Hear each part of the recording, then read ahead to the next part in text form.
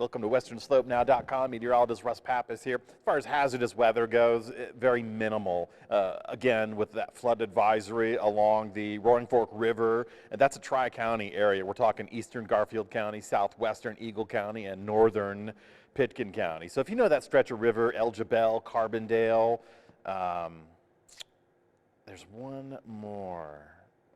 But you know the area. That's going to be subject to some flooding due to some ice jam situations. That's going to continue throughout the weekend. We don't really have hazardous weather outside of that across the western slope. What we do have is a lot of sunshine, very dry conditions in place. We have rain deficits for Grand Junction beyond a quarter of an inch, approaching half an inch deficit. For Montrose, we're just closing in on a quarter-inch rain deficit. So far for the season, Grand Junction, we received officially 10.1 inch of snow, or inches if I want to be grammatically correct.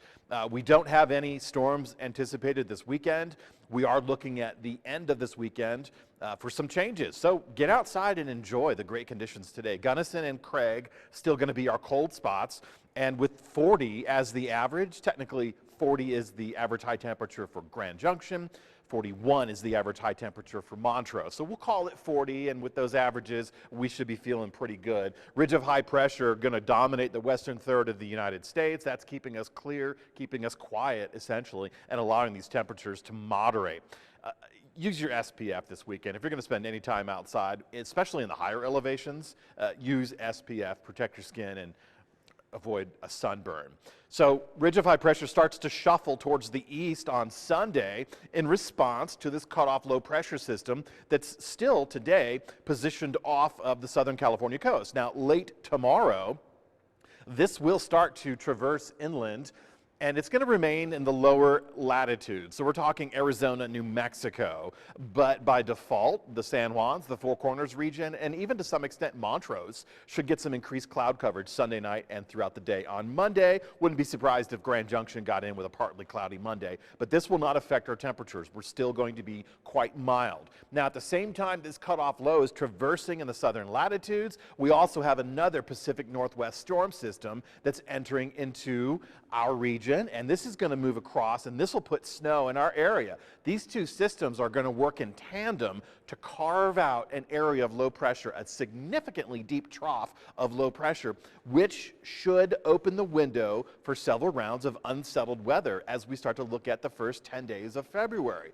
So both of these working together to create this, I'm not calling it a perfect storm, but to create this storm window, because we're dry. We certainly could use some more moisture around here, whether it's snow or rain. So as this cutoff low traverses the southern latitudes of the U.S., we'll see stormy weather in Arizona, Albuquerque, the panhandle of Texas, and Oklahoma. Getting into the beginning of Monday, we'll start to see snow falling in the Pacific Northwest, Idaho, Montana, Wyoming, and then we'll start to see some of this storm system developing in our northern mountains right around Tuesday into Wednesday. But you can see all we've done so far is add cloud coverage for the beginning of next week in response to that system. What we do have, though, is significantly colder temperatures for late next week. So that Pacific Northwest system will carry a cold front Tuesday into Wednesday. If we could get that cold front to kick some energy off of our mountain zones and with it transport some moisture, then we'll be having this conversation again about snow potential in the mountains. Until then, at least this weekend is going to be dry and mild in the mid-40s, and at least we'll maintain those mild temperatures into the start of next week ahead of the cold front. Now that cold front will deliver the cold air. Whether or not it delivers moisture, that's another conversation. Same with Montrose. You can see the added cloud coverage for the beginning of the week, colder temperatures for the end of next week. So my suggestion is to get out this weekend,